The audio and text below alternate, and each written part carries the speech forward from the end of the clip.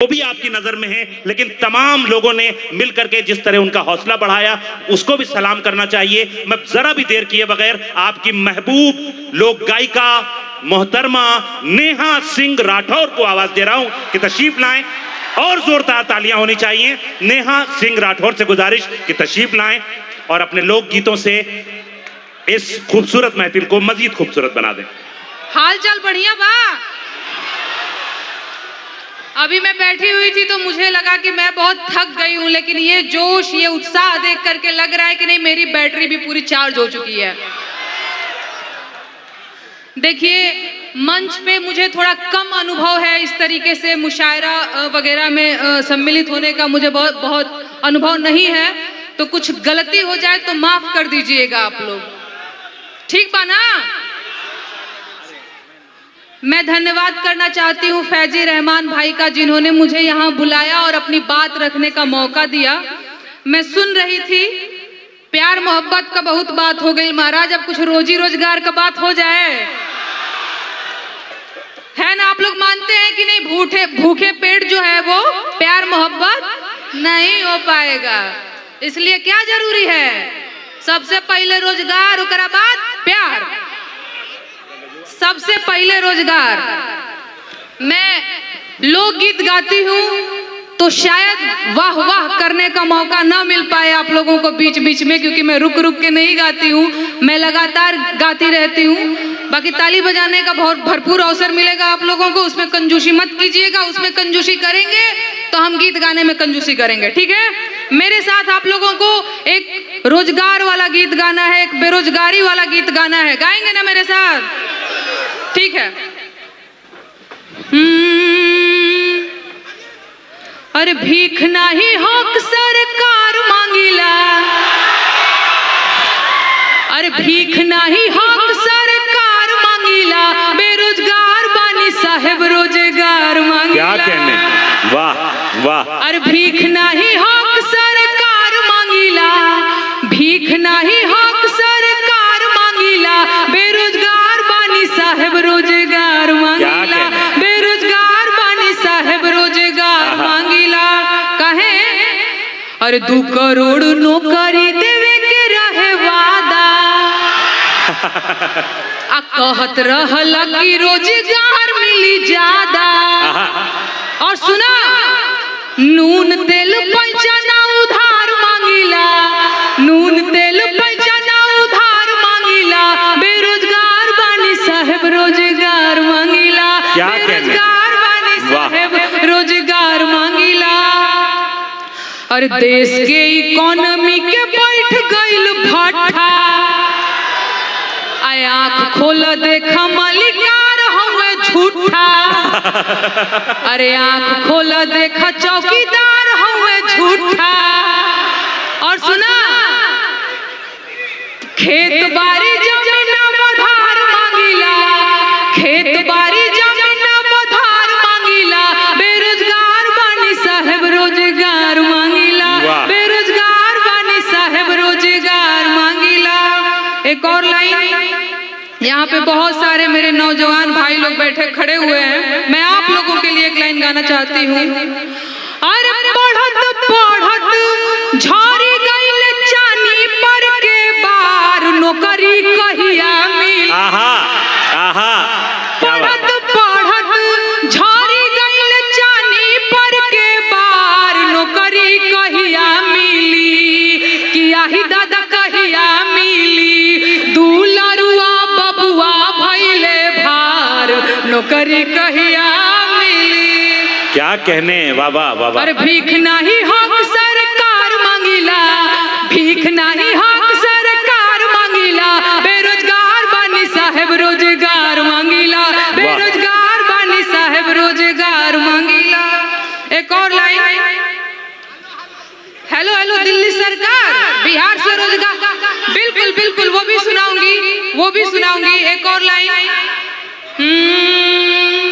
अरे उमर आधी आइल भइल जवानिया बेकार, नौकरी कहिया मिली, कि आही दादा कहिया मिली, नवहा धुने ले का पार, नौकरी कहिया मिली। मेरे साथ आप लोग एक बार गाएंगे।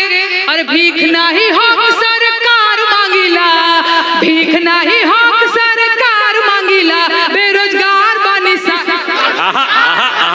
बेरोजगार बानी सा।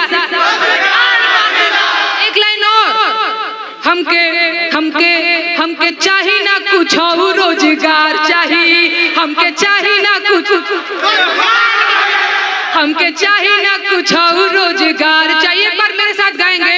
हमके हमके हमके हमके चाही ना कुछ और रोजगार चाहिए, हमके चाही ना कुछ और रोजगार चाहिए, हमके चाही ना कुछ और का चाहिए, रोजगार चाहिए। एक और गीत मैं गाती हूँ। मैं, आप लोग लोकगीत सुने होंगे। अरे हाँ महाराज रुका तनी धीर धरा। क्या कहने, वो भी होगा, वो भी होगा।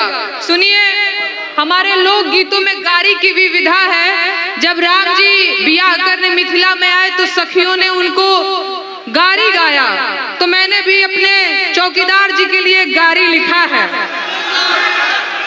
स्वागत स्वागत नेहा जी, वाह वाह। अरे साहेबावा के देबो चुनी चुनी गारी, साहेबावा के देबो चुनी चुनी गारी। नहीं, फिर से गाती हूँ। सुनाओ सारी जनता साहेबावा के गारी सुनाओ, सुनाओ सारी जनता।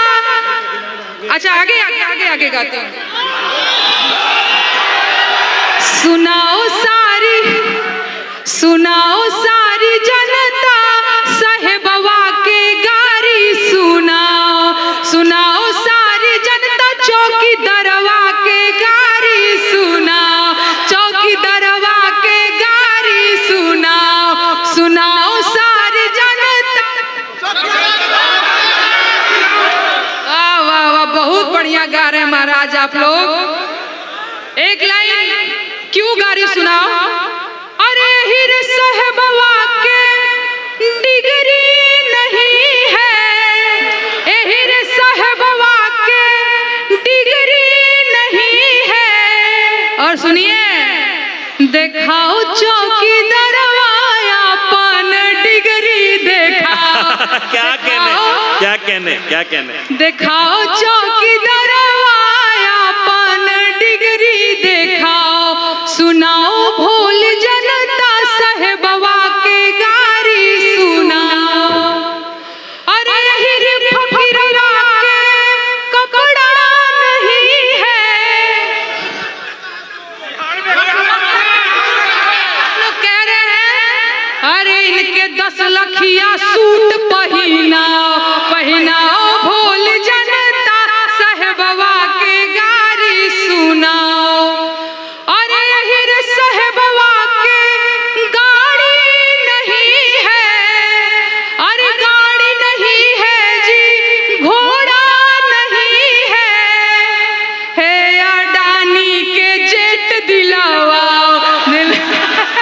क्या कहने, दिलवाओ सारी जनता साहेबवा के गारी सुनाओ। और एक लाइन। अरे ऐसन साहेब के नइखे जरूरत, नइखे जरूरत आइल शुभ मुहूर्त। आप लोग मेरे साथ हैं। अरे 24 में इनके हटाओ, हटाओ सारी जनता साहेबवा के गारी सुनाओ, सुनाओ सारी जनता साहेबवा के गारी सुनाओ, सुनाओ भोली जनता साहेबवा के गारी सुनाओ। हटाओ। आप लोगों को मजा आ रहा है? तो एक बार पुरजोर तालियां बजाएं। नेहा सिंह राठौर, कैमूर, बिहार की बेटी आपसे मुखातिब है। देखिए, मैंने बोला था कि मुझे बहुत आता नहीं है, बहुत भूमिका बनाना। तरीके से बोलना कि ताली बजाओ और ये सारी चीजें, ये आप लोगों की जिम्मेदारी है। आप लोग खुद से ताली वगैरह बजाते रहिए। मैं बहुत छोटी बच्ची हूँ महाराज, आप लोग मनोबल ऐसे मेरा बढ़ाते रहिए। बहुत अनुभव नहीं है ऐसे मंच साझा करने का। मैं पूरी एक्टिंग कर रही हूँ कि मैं एकदम कॉन्फिडेंट हूँ, पर अंदर से एकदम ऐसे हो रही है अरे महाराज कुछ गलती ना हो जाए, तो आप लोग देख लीजिएगा। नहीं नेहा साहब आप बेफिक्र रहें, ये ताजपुर है और यहाँ का एक एक शख्स आपके साथ खड़ा है और अपनी बेटी के साथ है। एक बार पुरजोर तालियां बजा के बताएं कि आप अपनी बेटी के साथ हैं। मोहतरमा नेहा सिंह राठौर।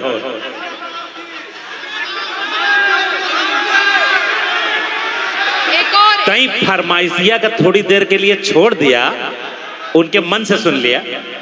जी जी सुनाऊंगी एक और गीत सुनाती हूँ। अरे सॉरी क्या हुआ भाई, बैठ जाइए।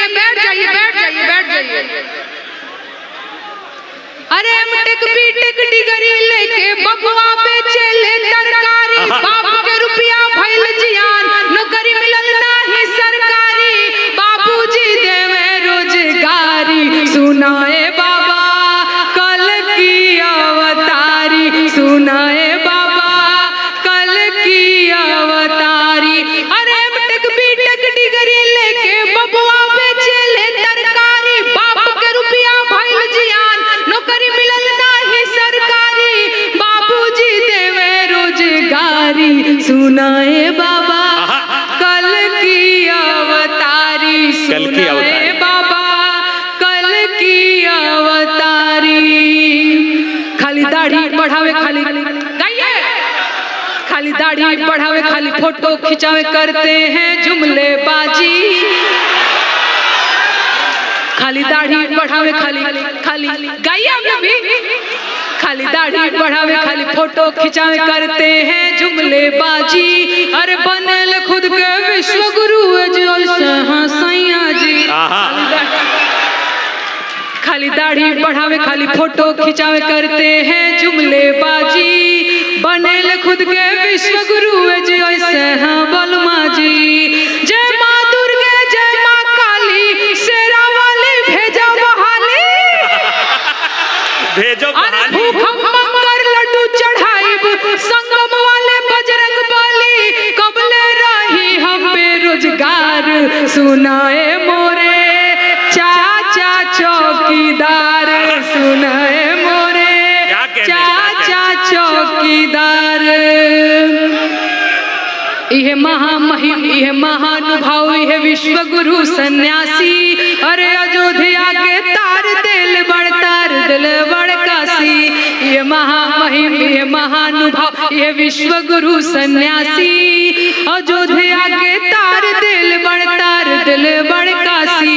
अरे हमारों के तार दो, किस्मत संवार दो, नवहन के हाथ सरकार रोजगार दो, जिनकी भइल जाता तबाह, लागता हमार होई ना बियाह, लागता हमार होई ना बियाह।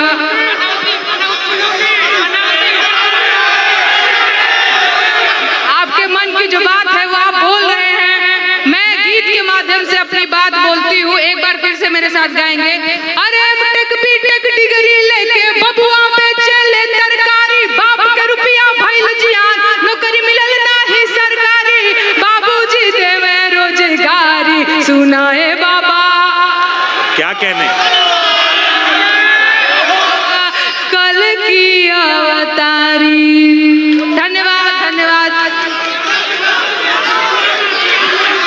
यूपी में काबा, ये क्या पनौती बोल रहे हैं आप लोग? आप ही बोलिए महाराज, हमारे ऊपर FIR कर देते हैं ये लोग। बताइए, मैंने MP में काबा गाया तो मामा ने अपनी लाडली भांजी के ऊपर 4 FIR किया, ये ठीक बात है हो? ये ठीक बात नहीं है ना? आप लोग बोलिए अपने मन की बात, सोशल मीडिया पे जरूर बोलिए। लोकगीत के माध्यम से बोलती हूँ, यूपी में काबा में मैंने गाया था तो बाबा ने मुझे नोटिस थमा दिया था। मैं एक बार आप लोगों से पूछना चाहती हूँ गा करके कि क्या सच में मुझे नोटिस मिलना चाहिए था? नहीं मिलना चाहिए था ना? जो नोटिस मिला वो ठीक था या गलत था? जरा बस बस बस यही वाला प्यार बनाए रखिए। मैं एक बार यूपी में काबा गाती हूँ। जी स्वागत। अरे महाराज बोलते रह जाएंगे तो हम क्या बोलेंगे? देखिए थोड़ा सा धैर्य दे, और जो लोग मोबाइल निकाले हुए हैं उसको नीचे कर ले। बहुत अच्छे कैमरों से रिकॉर्डिंग हो रही है, कल आपको मिल जाएगी, बिल्कुल परेशान ना हो, एंजॉय करें और हमारे साथ रहें। नेहा सिंह राठौर आपसे रूबरू हैं। अरे खत्म रोजगार बा, बाबा के दरबार बा, हाथरस के निर्णय जो हत लड़की के परिवार बा। काबा अरे यूपी में काबा, मंत्री के बेटवा बड़ी रंगदार बा, मंत्री के बेटवा बड़ी रंगदार बा, किसानन के छाती पे रौनक मोटर कार बा। अरे चौकीदार बोला के जिम्मेदार बा। काबा एमपी में काबा, यूपी में काबा। अरे राम राज के झांकी बा, काशी मथुरा बाकी बा। राम राज के झांकी बा, काशी मथुरा बाकी बा। गोरखपुर में खून से रंगल बोतल पूरा खाकी बा। अरे काबा यूपी में काबा, कोरोना से लाखन मर गईले, लाशन से गंगा भर गईले। कोरोना में लाखन मर गईले, लाशन से गंगा भर गईले। टिकठिया कफनो चतुकुर बिलार बा।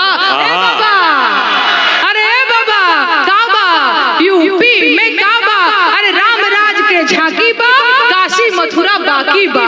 गोरखपुर में खून से रंगल बोतल पूरा खाकी बा। अरे काबा यूपी में काबा, जिंदगी झंड बा फिर भी अरे भाई क्या कहने बाबा। तालियां बजा दें नेहा सिंह राठौर के लिए। आपकी बेटी, मैं उनसे गुजारिश कर रहा हूं आपकी तरफ से, लेकिन देखिए उतना किसी के ऊपर किसी से मोहब्बत कीजिए कि उससे बर्दाश्त हो कि अजीज नेहा जी, अजीज इतना ही रखो कि जी संभल जाए। अब इस कदर भी न चाहो कि दम निकल जाए। तो सुनाने में भी ताकत लगती है, तो इसका भी लिहाज रखें और उनका हौसला बढ़ाते रहें। एक बार तालियों के साथ इस्तेमाल करें। सुना रही हूँ। आप लोग इस चीज को भी समझिए कि एक छोटी सी बच्ची है जो पहली बार मंच पे आई है, थोड़ी असहज भी हो जा रही है, तो आप लोग इसका ख्याल रखते हुए ये आप लोगों की जिम्मेदारी है, ठीक ना? मैं एक और देखिए बिहार से बेरोजगार बर्तन, बिल्कुल बिल्कुल वो भी गाऊंगी। एक गीत गाती हूँ। छाने छाने बदले, छाने छाने बदले तोहरो मिजाज रजऊ, नारेबाज रजऊ, जुमलेबाज रजऊ। क्या कहने छाने छाने बदले तोहरो मिजाज रजऊ, नारेबाज रजऊ, जुमलेबाज रजऊ। अच्छा, ये गीत मैंने कोरोना के टाइम पे लिखा था, तो क्या आगे की लाइन है, आप लोग उसको कोरोना के टाइम में जा करके इसको कनेक्ट करने की कोशिश कीजिएगा। अरे ऊपर पर लोग बाकी कैसो चुनाव होके, अरे को वोट हर हार नहीं पाव होके। आग बजर परे चाही तो के ताज रजऊ, नारेबाज रजऊ, जुमलेबाज रजऊ। छाने छाने बदले तोहरो मिजाज रजऊ, नारेबाज रजऊ, जुमलेबाज रजऊ। अरे दिनवा में रैली कर लकोना कोना, अरतिया में रोवेला कोरोना के रोना। तोहर नस नस बूझी हवा दागबाज रजऊ, नारेबाज रजऊ, जुमलेबाज रजऊ। अच्छा, जब लोकगीत की बात हो रही है तो मैं सोहर ना सुनाऊं, ऐसा हो नहीं सकता। मैं एक सोहर सुनाती हूँ। और 2014 में बियाह भइले 19 में गवनवा भइले 19 में गवनवा भइले हो ललना 6 साल बीतले बियाह के विकसवा ना जना ललना अरे भाई जिंदाबाद जिंदाबाद नेहा, वाह वाह वाह वाह। बीतले बियाह के विकसवा कौन कौन सी विधाएं जिंदा कर रही हैं आप? जिंदाबाद। माले हो सोहर। ओके ओके बोल लीजिए आप। विकसवा काहे नहीं जन्म ले ये नहीं जानना चाहेंगे? अरे जनवरी में राजा जी जापान घूमे, फरवरी फ्रांस घूमे, फरवरी फ्रांस घूमे हो ललना पर हो मास घूमे ले विदेशवा विकसवा ना जनामाल हो ललना पर हो मास घूमे ले विदेशवा विकसवा ना जनामाल हो। अरे राजा जी के गोदिया में मोर खेले कन्हिया पे सुगा में ना चिराई चुरुंग खेले हो ललना राजा मान भावे ना मनुष्यवा विकसवा ना जनामाल हो ललना राजा मान भावे ना मनुष्यवा विकसवा ना जनामाल हो। अरे डाग डर देखाइनी बंगाल के पैदा, बिहार के केरला, असम के हो ओझैती करैनी उत्तर प्रदेशवा विकसवा ना जनामाल हो ओझैती करैनी उत्तर प्रदेशवा विकसवा ना जनामाल हो। और धुनिया रामाई बने जोगिया तो कबहू फकीर बने, कबहू फकीर बने हो उनका फिकीरे में गलल देह दसवा विकसवा ना जनामाल हो उनका फिकीरे में गलल देह दसवा विकसवा ना जनामाल हो। क्या कहने, क्या कहने। भाई ये पनौती क्या चीज है? ये लगातार पनौती पनौती पनौती बोले जा रहे हैं आप लोग। सरकार से डर नहीं लगता है क्या महाराज? बहादुर है क्या आप लोग? बिहारी है क्या? वाह, वाह। अरे भाई वाह वाह वाह वाह। ठीक है धन्यवाद। कौन सा भैया मंच संभालिए। अब आप लोग देखिए ये लोग क्या कह रहे हैं, डरते ही नहीं है, एकदम खाटी बिहारी है महाराज। देखिए इन लोगों को, संभालिए इन लोगों को जी। बहुत धन्यवाद। कौन सा गीत? बिहार से बेरोजगार देखिए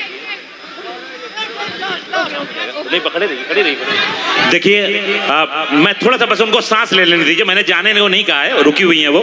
देखिए एक चीज मैं बताऊं, नेहा साहिबा ने ये तो कमाल किया ही है कि अपनी लोकगीत की विधा के द्वारा उन्होंने किस तरह सरकार की आंखों में आंखें डालकर बात की है और उसको इस हद तक डरा दिया है कि उसने नोटिस भेजने पर वो मजबूर हो गई। तो ये तो इनका कमाल है ही, लेकिन एक और इनका कमाल है कि वो बहुत प्यारी और बड़ी मीठी जबान भोजपुरी, जिसको वहां के बड़े फूहड़ गीतकारों ने और वहां की फिल्म इंडस्ट्री ने खराब कर दिया था, उसे ये एक बार फिर उसकी विभिन्न विधाओं को अपने कलम से दोबारा जिंदा कर रही हैं। इसके लिए उनकी जितनी तारीफ की जाए कम है। एक बार पुरजोर तालियां अपनी महबूब, अपनी पसंदीदा लोक गायिका के लिए नेहा साहिबा से गुजारिश कि वो देखिए अब मार देव हम एक दूजानी के। देखिए सुनिए, महिलाएं बैठी हुई हैं और एक गीत हो ही नहीं सकता। अक्सर हम लोगों को कह दिया जाता है कि ये बड़ी लड़ाकू है, घर में माई से लड़ती है, ससुराल में जाके सास से लड़ेगी। तो हमरे नियने को ढीठ पतो कहलस कि हम खाली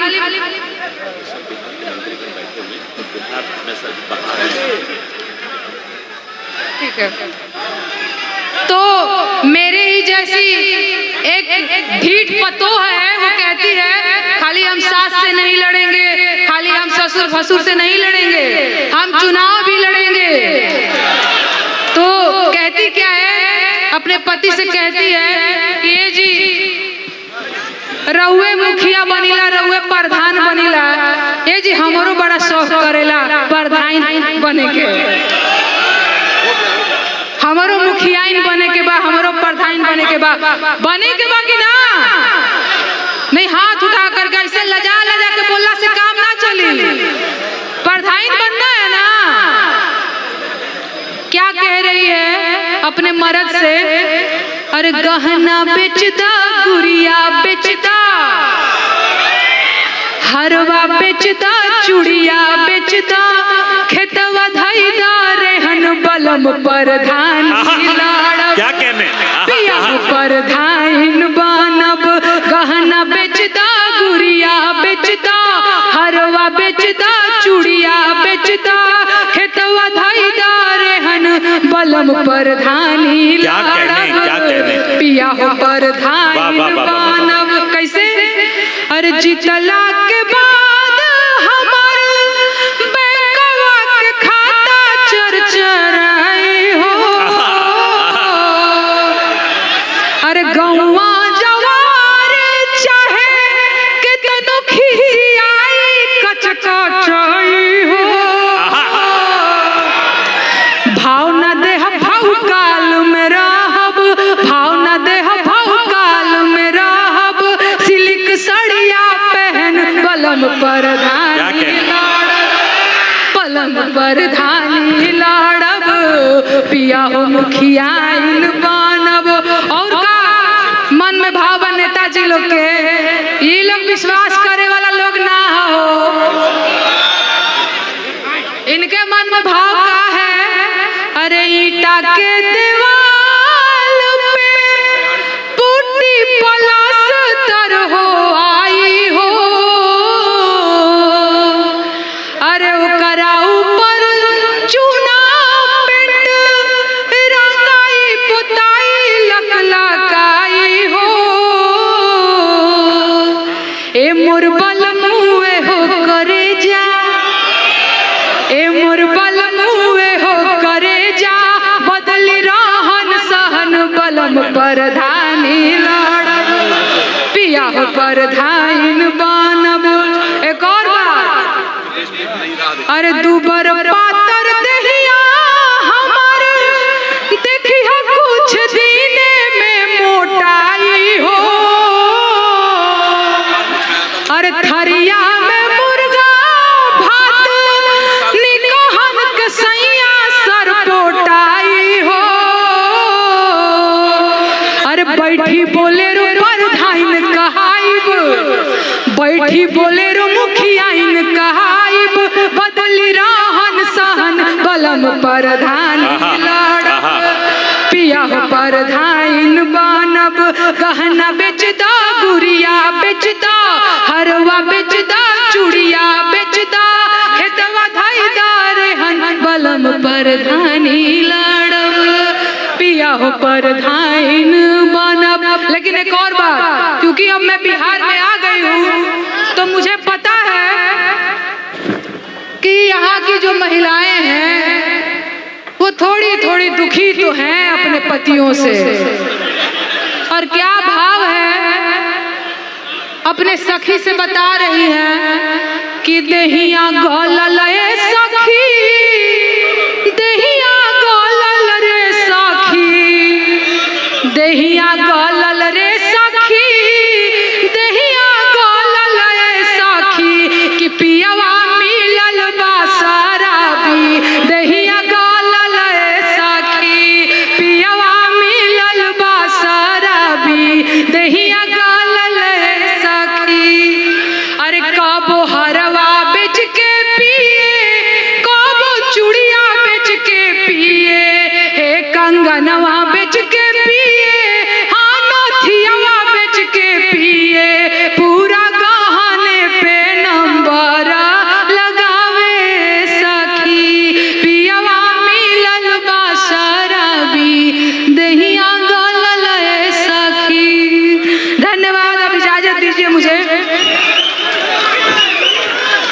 शाहीन भाई के बगल में। देखिए एक बार पुरजोर तालियां बजा दें अपनी महबूब लोक गायिका नेहा सिंह राठौर साहिबा, जो आपको मैं बता दूं, मैंने पहले नहीं बताया, उनकी कमर में बहुत तेज दर्द है, वो बीमार हैं, लेकिन उसके बावजूद ये हमारे